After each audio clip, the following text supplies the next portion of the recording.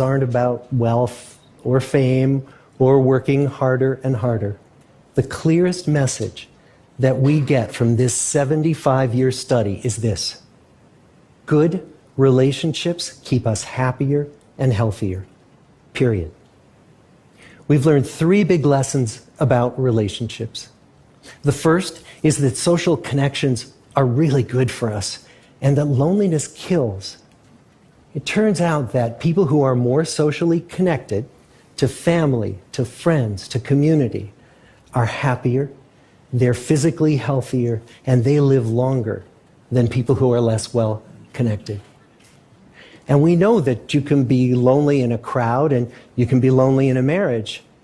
So the second big lesson that we learned is that it's not just the number of friends you have, but it's the quality of your close relationships that matters. It turns out that living in the midst of conflict is really bad for our health. High conflict marriages, for example, without much affection, turn out to be very bad for our health, perhaps worse than getting divorced.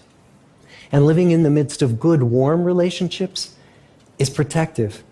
The people who were the most satisfied in their relationships at age 50 were the healthiest at age 80.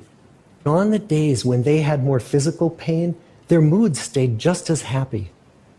But the people who were in unhappy relationships, on the days when they reported more physical pain, it was magnified by more emotional pain.